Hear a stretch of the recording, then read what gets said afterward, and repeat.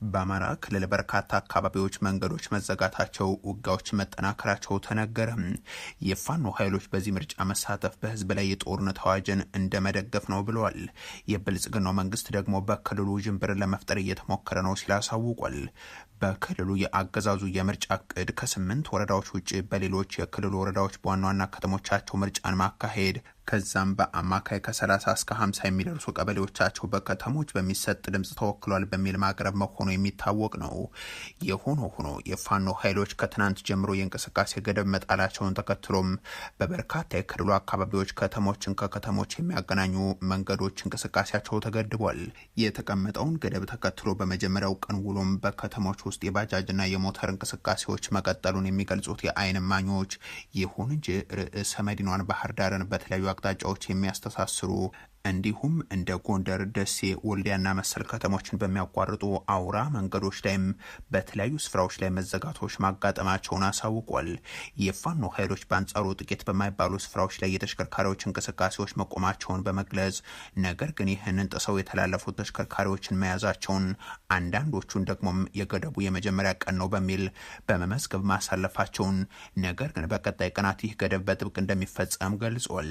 ዋዜማ ደግሞ በአማራ ክልል የፋኖ ኃይሎች በጣሉት የተሽከርካሪዎች እንቅስቃሴ ገደብ ምክንያት ወደ አዲስ አበባ እንደዚሁም በክልሉ ከተሞች መካከል የሚደረጉ የተሽከርካሪዎች ጉዞዎች ከፍተኛ መስተጓጎል እንደገጠማቸው አረጋግጧል። ለአብነትም ከጎንደርና ጎጃም ዞኖች በኦሮሚያ ክልል ሰሜን ሸዋ በኩል ወደ አዲስ አበባ የሚደረጉ ጉዞዎች በከፍተኛ ደረጃ እንደተስተጓጎሉ ነው ይፋ ያደረገው። ከጎንደር ከተማ ወደ ደባርቅ፣ ባህር ዳር፣ ጎርጎራ፣ መተማ እንደዚሁም ዳንሻ በተሽከርካሪ የሚደረጉ ጉዞዎችም ቆመዋል። ከባህር ዳር ከተማ ወደ ደብረ ማርቆስ፣ አዴት፣ መራዊ፣ ቡሬ እንዲሁም ሞጣ ከተሞች የሚደረጉ የተሽከርካሪ ጉዞዎችም በተመሳሳይ መስተጓጎል አጋጥሟቸዋል።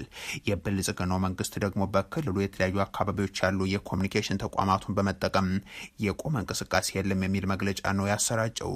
የነ ዘላለም መንግስቴው ተቋምም በህዝቡ ላይ ውዥንብር ለመፍጠር እየተላለፈ ያለው መረጃ መሬት ላይ የሌለና ፍጹም ሐሰት ነው ይላል።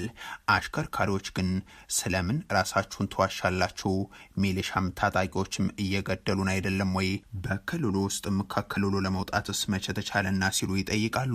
ባቁምልኝ፣ ዝም ብሎ ተራ ሚሊሻ ባቁምልኝ። ሰው እንዴት ይጠፋል? ይሄ ሰው መጥፋት ማለት እንዴት ጥይት ይተኮሳል? ሹፌር መነጋገር እየተቻለ በቃ ትንሽ ሰበብ ነው የሚፈልግልህ። በቃ ፌድ እንደምትተኮስ አታውቀውም። የሆነ ቦታ ተኩስ ካለ መንገድ ላይ ቁሙ ማለት ያለባቸው እነሱ ናቸው አይደል? ስታልፍ ያሳልፉሃል። ከኋላ ተኩስ ይተኮሳል። ከኋላ ደግሞ ያሉት የእነዚህኞቹ ናቸው። ከኋላ አስገብቶ አንተ እንደ ሱፋን እየተጠቀሙ እንድት የሆነ የሞታለ እንጂ ታገታለህ፣ ትገደላለህ። በቃ ዋስትና ይሄ ነው ብሎ የሚወስድልህ አካል የለም። በቃ አንድ ፈጣሪን አምነህ ነው የምትወጣው። አጋጣሚ በዛች አጋጣሚ ቅጽበት ከተገኘ ትሄዳለህ። ገንዘብ ያለው ከፍሎ ይወጣል፣ ገንዘብ የሌለው በዛው ይገደላል። ሀሳብ ብናቀርብም ምን ብንል እናንተ ምንትን ብትሉ እንደምታየው ነው የሀገራችን ሁኔታ። ወገንም ያሳዝናል።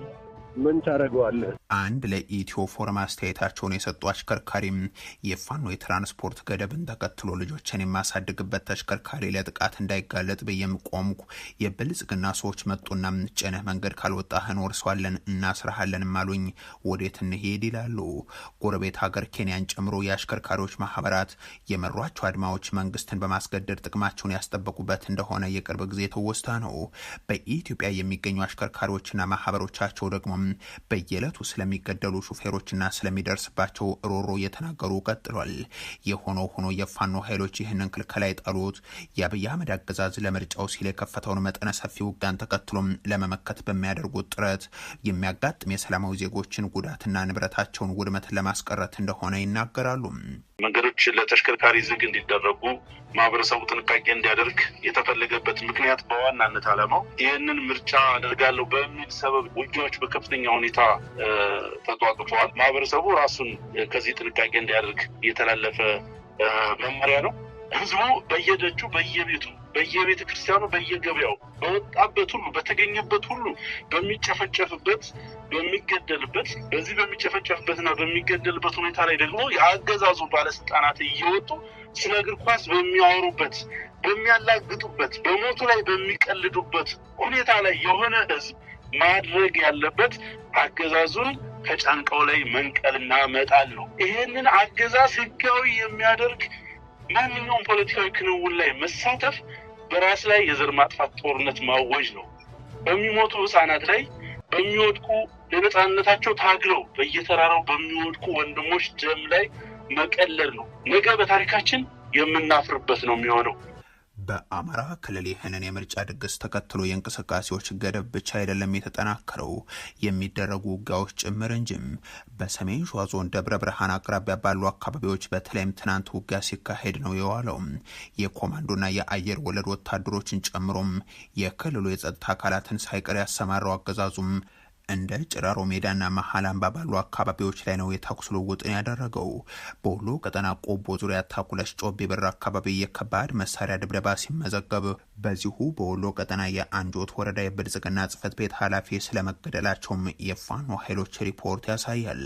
ትናንት የመከላከያ ሰራዊት ውጊያ እንዳደረገባቸው የገለጻቸው የመካነ ሰላም ዙሪያ ስፍራዎችን ጨምሮም በጎጃም ቀጠና ደጋ ዳሞት፣ በደቡብ ጎንደር ጉና ንፋስ መውጫ አካባቢዎችም ጥቃቶች ተመዝግበዋል። የመከላከያ ሰራዊቱን በተለያዩ የክልሉ ክፍሎች ውጊያ ላይ ነው ብሏል።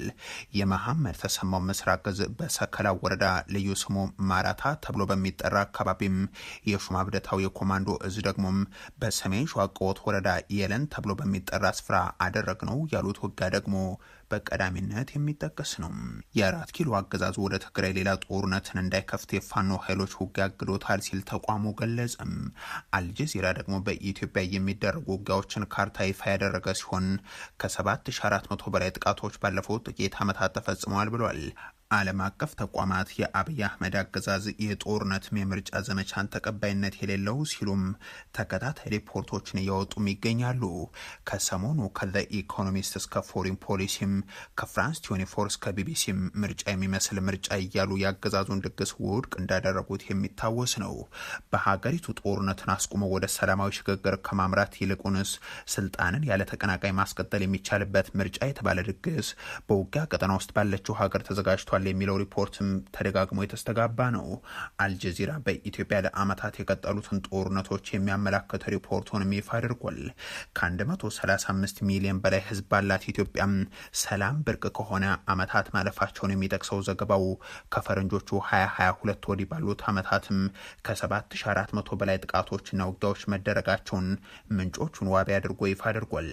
በዚህ ሁሉ ግጭት ውስጥ ግን 50 ሚሊዮን አካባቢ ህዝብ ተመዘገበበት የተባለ ምርጫ ሊደረግ ቀናት እየተቆጠረ ነው ይላል። ባለፉት ዓመታት ውስጥ ከተደረጉ በሺዎች የሚቆጠሩ ውጊያዎችና ጥቃቶች መካከል የአማራ ክልል በቀዳሚነት እንደሚጠቀስ የሚያስረዳው የአልጀዚራ ዘገባም ከ3700 በላይ የሚሆነው በዚሁ ክልል ውስጥ የተከናወነ ስለመሆኑም ያስረዳል። በቀጣይነት የተቀመጠው ደግሞ የኦሮሚያ ክልል ሲሆን እስካለፈው ግንቦት ወር መጀመሪያ ድረስ ባለው ጊዜም ከ2700 ያላነሱ በዚሁ አካባቢ የተፈጠሩ እንደሆኑ ሪፖርቱ ያመለክታል። በትግራይና ጋምቤላ ክልሎችም በእነዚህ 4 ዓመታት ውስጥ በመቶዎች የሚቆጠሩ ግጭቶች መመዝገባቸውን በማስረዳት ክሪቲካል ትሬትስ የተሰኘው የዓለም አቀፍ የግጭትና ጦርነት ጉዳዮችን የሚከታተለው ተቋም ደግሞም በሀገሪቱ ከፕሪቶሪያው ስምምነት በኋላ የአብይ አህመድ መንግስት ወደ ትግራይ ዳግም ጦርነት የሚከፍትባቸው ሁኔታዎች መፈጠራቸውን ያስታውሳል። ነገር ግን የፋኖ ኃይሎች እንቅስቃሴ ይህንን የጦርነት እቅዱን እንዳስተጓጎለበትም ያብራራል።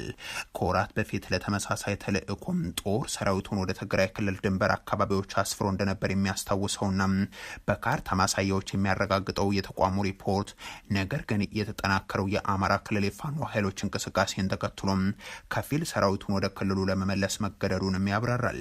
በተለይም ካለፈው መጋቢት ወር ወዲህ በአማራ ክልል የሚደረጉ ዘመቻዎች የተጠናከሩና ስትራቴጂካዊ መልክ ያላቸውም ሆነዋል ብለዋል። ከዛ ወር ወዲህ የፋኖ ኃይሎች ዘመቻዎችን በቀይ ግራፍ የመንግስትን ደግሞ በጥቁር የገለጸው ሪፖርቱም የዘመቻዎቹን ሚዛን በማነጻጸሪያነት አቅርቧል። የአሁኑ የፋኖ ኃይሎች እንቅስቃሴ የምርጫ ሂደቱን እያስተጓጎለ ነውም ይላል። እነዚህ ዓለም አቀፍ ተቋማት ባለፉት ተከታታይ ቀናት ያወጧቸው ሪፖርቶችም የብልጽግናው አገዛዝ ምርጫ የሚለውን ድግሱን ገጽታ ማሳያዎች ተደርገዋል። የኦሮሞ ነጻነት ጦር የአብይ አህመድ ምርጫ የተባለን የፖለቲካ ወንጀል ተከትሎ ለአንድ ሳምንት በመላው ኦሮሚያ የጉዞ ገደብን ጥያለው ሲል ገለጸ። ጦሩ በተለያዩ ስፍራዎች ውጊያዎች መከፈታቸውን አሳውቆም እስረኞች መለቀቃቸውንና አስተዳደሮችን መያዙንም ገልጿል። የሽመልስ አብዲሳ አስተዳደር ሹም የሆኑት ጀነራል ድሪባ ደግሞም በክልሉ ያለን አሸባሪ ሲሉ የጠሩትን የኦሮሞን ወጣት አስታግሰናል፣ ፍጹም ሰላማዊ ምርጫም ይኖረናል ብለዋል። በኦሮሚያ ክልል እምብዛም የማይነገርለት በኦሮሞ ህዝብ ስም በነገሱ ሰዎች ሳቢያም ሞቱና እንግልቱ የተደበቀበት ሁነት ከተፈጠረም አመታት አልፏል። አንድ ሰሞን ከትግራይ በላይ ወለጋን አውድመናል እያሉም ሌላ ጊዜ ኮሬን የገኛ የተሰኘ ገዳይ ቡድንን አቋቁመው ተወካዩና አባገዳዎችን እየገደሉ በቅርቡ ደግሞ 120 የተሰኘ የማፊያ ቡድን እያደራጁ ግን ያንተው ስርዓት ነው የሚሉት የኦህዴድ ብልጽግና ሰዎች ዛሬም ፖለቲካዊ ልዩነት የወለደው የእርስ በርስ ጦርነትን ክልሉ ውስጥ እያደረጉ ቀጥሏል። ኦፌኮ የሚል ስምን ይዘው ነገር ግን ኦሮሚያ ውስጥ መወዳደር የማይችሉ ተቋሚዎች ያሉበት ነባራዊ ሁኔታን ነጻ ፍትሐዊና ዲሞክራሲያዊ የሚሉ የ4 ኪሎ ሰዎች ድግስን ተከትሎ ደግሞ የኦሮሞ ነጻነት ጦር መግለጫውን አሰራጅቷል። የአብይ አህመድ ምርጫ የፖለቲካ ወንጀል ነው ያለው ጦሩም ይህ ተውኔት የሚካሄደው ሀገሪቱ በእርስ በርስ ጦርነት የመበታተን ጫፍ ላይ ባለችበት ወሳኝ ሚና ያላቸው ዋና የፖለቲካ ፓርቲዎችም ለመሳተፍ ፈቃደኛ ባልሆኑበት የፓርላማ መቀመጫዎችም ገና አንድም ድምጽ ከመሰጠቱ በፊት አስቀድሞም ለእጩዎች በተከፋፈለበት በሀገር ውስጥም ሆነ በዓለም አቀፍ ደረጃ የሚታመን ታዛቢ በማይታይበት ነገር ግን እከሌ እኮ አየለኝ ለማለት እንኳን ያልበቃ መካን ተውኔት በማዘጋጀት ነው ብሎታል ኦላ። ይህ ደግሞ የምርጫ ሳይሆን የፖለቲካ ወንጀል ነው ሲል ያነሳው ጦሩም በዚህ መንገድ አብይ አህመድ በህዝባችን ሲያፌዝ የጋራ ሀብታችንን ሲያባክን የኦሮሞ ነጻነት ሰራዊት እርምጃ ለመውሰድ ይገደዳል። እናም ከአሁን ጀምሮ ለአንድ ሳምንት ተግባራዊ የሚሆን የትራንስፖርትና የእንቅስቃሴ እገዳ በመላው ኦሮሚያ ታውጇል። ማንኛውም ተሽከርካሪና የንግድ ትራፊክም የታገደ ይሆናል። በሰብአዊ ፕሮቶኮሎች ስር የሚገኙ አስቸኳይ እርዳታን የሚሹ ታማሚ የያዙ አምቡላንሶች በብቸኝነት በልዩነት ይታያሉ። ከዛ ውጭ ግን የትኛውም እገዳን መጣስ ፈጣንና ወሳኝ እርምጃን ያስከትላል ሲል አስጠንቅቋል። የዲፕሎማቲክ ማህበረሰቡ አባላትን በዚህ ሳምንት ምርጫን ለመታዘብ በሚል አሊያም በሌላ መንገድ ከአዲስ አበባ ውጭ እንዳይጓዙም ወደ ኦሮሚያ አሊያም በኦሮሚያ ውስጥ የሚደረገው ማንኛውንም ጉዞም ያለምንም ልዩነት እንዲያቋርጡ እናሳስባለን ብሏል ኦላ። ይህ በእንዲህ እንዳለ በክልሉ በተለይም በወለጋና ምዕራብ ሸዋ የተለያዩ አካባቢዎች ውጊያዎች መደረጋቸውን፣ መንገዶች መዘጋታቸውና አስተዳደሮች ውስጥ ጥቃቶች መፈጸማቸውም ተሰምቷል። በኢትዮ ጅቡቲ መስመር አልፎ አልፎ የተፈጸሙ ጥቃቶችን ጨምሮ ከነዚህ ውስጥ ይገኙበታል። እንደ ነጻነት ጦሩ ሪፖርት ከሆነ ትናንት በሆሮ ጉድሩ ወለጋም ሲቃላ ወረዳ በተከፈተው ውጊያ በመቶዎች የሚቆጠሩ እስረኞች እንዲለቀቁ ሆኗል። በዚሁ ቀጠና እንደ ሁርቁም፣ ሀሮ ሊሙና ሊሙ ገሊላ ባሉ ወረዳዎችም የነጻነት ጦሩ አዳዲስ ዘመቻዎችን መክፈቱ ተሰምቷል። በምዕራብ ሸዋ ዞን ሽኩት የከተማ አስተዳደር ውስጥም እንደዚሁ። ከነዚህ የነጻነት ጦሩ እንቅስቃሴዎች በተጓዳይ ደግሞ ከአዳማ ከተማ አቅራቢያም አሽከርካሪ የተገደለበት ተሽከርካሪም የታገተበት ጥቃት ሀሪቦና በተባለ ቦታ ላይ ተፈጽሟል። ከትናንት በስቲያ በክልሉ ሰሜን ሸዋ ዞን 2 የአማራ ክልል መንገደኞችን የጫኑ አውቶቡሶች ላይ ከ20 በላይ ሰው የተገደለና የቆሰለበት በቁጥር ያልታወቀ ደግሞ ታግቶ የተወሰደበትም ክልል ነው ኦሮሚያ። ይህ ሁሉ ግን ለኦህዴድ ብልጽግና ሹማምንት ጆሮ ገባ አይደለምና ፍጹም ሰላማዊ ምርጫን ለማድረግ ተዘጋጅተናል ይላሉ። የሽመልስ አብዲሳ አስተዳደር ሹም የሆኑት ጄኔራል ድሪባ መኮንንም ኦላን ለማጥፋት 2 ወራት ብቻ ስጡን ካሉ 2 ዓመት በኋላም አሁንም አሸባሪው ያሏቸውን የኦሮሞ ወጣቶችን ደምስሰናል፣ ምርጫችንም ሰላሙ ተጠብቆ ድምፁ ህዝቡን እንዲሰጥ አስተማማኝ ዝግጅት አድርገናል የሚል መግለጫን ለአገዛዙ ልሳናት ሰጥቷል። መንግስት ከምርጫው አስቀድሞ የመገናኛ ብዙሃን ላይ የከፈተው የአፈና ዘመቻ እንዲቆም አምነስቲ ጠየቅም። የብልጽግናው አገዛዝ የሚፈጽመውን አፈናን በተመለከተ የኢትዮጵያ አጋሮችም እርምጃ እንዲወስዱ ጥሪ አቅርቧል። የሰብአዊ መብት ተሟጋቹ ባወጣው መግለጫም የኢትዮጵያ ባለስልጣናት በቀጣዩ ሰኞ ከሚካሄደው 7ኛው አጠቃላይ ምርጫ አስቀድመው ትችቶች ለማፈን ሲሉም የፕሬስ ነጻነት ላይ የሚወስዱትን እርምጃ አጠናክሯል። የመገናኛ ብዙሃን የምዝገባ ፍቃድ እንደዚሁም የጋዜጠኞች የዘገባ ፍቃድ እንደተሰረዘ ማክሏል። ከቅርብ ወራት ወዲህ በገለልተኛ መገናኛ ብዙሃን ላይ የዘፈቀደ ስርዓት፣ የግዳጅ ስወራና ጋዜጠኞች ላይ ህገወጥ ክትትል በመፈጸም የአፈና ዘመቻ ተከፍቷል በማለትም ወንጅሏል። አምነስቲ ያነጋገራቸው 6 የመገናኛ ብዙሃን ተወካዮች የመጪው ምርጫ ዘገባቸው በመንግስት እርምጃ ሳቢያም ክፉኛ መጎዳቱን እንደተናገሩም ጠቅሷል። በኢትዮጵያ ብሔራዊ ምርጫ ቦርድ ላይ የሚታየው የገለልተኝነትና ግልጸኝነት አለመኖር የምርጫ ዘጋቢዎች ላይ ተጽዕኖ እንዳሳደረም ተቋሙ ይፋ አድርጓል። ምርጫ ቦርድ የዘገባ ፍቃድ በሚሰጥበት ወቅትም ጋዜጠኞች እንዲገቡ የሚያደርገውን ቃለ መሐላ በማንሳትም ስለ ምርጫው በህዝብ ውይይት ላይ የሚደረግባቸው ጉዳዮች ለመቆጣጠር ግልጽ መሳሪያ ነው ብሎታል። የብልጽግናው አገዛዝ በገለልተኛ የሚዲያ ተቋማት ላይ በሚወስደው እርምጃ ሻቢያን ማስናቅ ከጀመረ ሰነባብቷል። በመቶዎች የሚቆጠሩ ጋዜጠኞች እንዲታሰሩ፣ እንዲሳደዱና እንዲገደሉ ምክንያት ሆኗል። አመታዊው የዓለም ሀገራትን የፕሬስ ነጻነት ደረጃን የሚያወጣው የድንበር የለሽ ጋዜጠኞች ቡድን የሀገሪቱ የፕሬስ ነጻነት ነጻነት ደረጃ በከፍተኛ ፍጥነት አሽቆልቁሎም ከ180 ሀገራት አሁን 148ኛ ደረጃ ላይ ይገኛል ብሏል። የኢራንና የአሜሪካ ድርድር የመጨረሻ ውሳኔ አሁንም እየተጠበቀ ይገኛል። ከስምምነት ላይ የተደረሰው በድርድር ሳይሆን በሚሳኤሎች ነው ስትል ደግሞ ኢራን አሳውቃለች። አሜሪካና ኢራን ለሳምንታት ሲያካሂዱት የነበረው ድርድር ስምምነት ላይ መድረሱ እየተነገረ በሚገኝበት በዚህ ወቅት ኢራን ፍላጎቷ ተቀባይነት ያገኘው በንግግር ሳይሆን በሚሳኤሎቿ ጥንካሬ ስለመሆኑ የሀገሪቱ ከፍተኛ ባለስልጣን ተናግሯል። በኢራን እስላማዊ ሪፐብሊክ መንግስት ውስጥ ከፍተኛ ተደማጭነት ያላቸው የሀገሪቱ ፓርላማ አፈ ጉባኤና ከአሜሪካ ጋር በሚደረገው ንግግር ዋነኛ ተደራዳሪ የሆኑት መሐመድ ባጊር ጋሊባፍ በኤክስ ገጻቸው ላይ ባሰፈሩት ጽሁፍ የኢራን ወታደራዊ አቅም ተጽዕኖ ፈጥሯል ብለዋል። ጋሊባፍ ከአሜሪካ ጋር እየተካሄደ ስላለው ድርድር 3 ነጥቦችን አስቀምጠዋል። የመጀመሪያው ስምምነት ላይ የተደረሰው በንግግር ሳይሆን በሚሳኤሎቻችን ነው። በድርድሮቻችን ላይ እያደረግነውም ይህንን ማስረዳት ነው ብለዋል። ሁለተኛው ነጥባቸው ደግሞ በድርድሩ ላይ የሁለቱ ወገኖች መካከል ስላለው አለመተማመን በማንሳት ዋስትናና ቃላትን አናምንም፣ ብቸኛው መመዘኛ ተግባር ነው፣ ሌላኛው ወገን የሚጠበቅበትን ሳያደርግ ምንም አይነት እርምጃም አይወሰድም ሲሉም ቀዳሚው እርምጃ ከአሜሪካ በኩል መሆን እንዳለበት አመልክተዋል። የኢራኑ ከፍተኛ ባለስልጣን በቁጥር 3 ላይ ያስቀመጡት ነጥብ ደግሞም የትኛውም ስምምነት አሸናፊው በቀጣይ ለሚመጣው ጦርነት የተሻለ ሁኔታ የተዘጋጀ ነው የሚል ሲሆን ከስምምነቱ በኋላ ኢራን ለየትኛውም አይነት ጥቃት ዝግጁ ስለመሆኗም ገልጿል። ዶናልድ ትራምፕን ጨምሮ የአሜሪካ ከፍተኛ ባለስልጣናት ከኢራን ጋር እየተደረገ ያለው ድርድር ከስምምነት ላይ የተደረሰበት ስለመሆኑ ባለፉት ተከታታይ ቀናት መናገራቸው የሚታወስ ነው። የኢራን የውጭ ጉዳይ ሚኒስትር ግን እስካሁን ስምምነት እንዳልተደረሰና ገና ቀሪ ጉዳዮች እንዳሉ ባወጣው መግለጫ አመልክቷል። የካቲት ወር መጨረሻ ላይ ተጀምሮ 4 ወራትን ባስቆጠረው ጦርነት አሜሪካና እስራኤል በኢራን ላይ ከባድ ጉዳትን ቢያደርሱም ኢራን በበኩሏ በእስራኤልና በዙሪያ ባሉ የአሜሪካ የጦር ባስጠለሉ የባህረ ሰላጤው ሀገራት ላይ ቀላል ያልተባለ ጉዳትን አድርሳለች።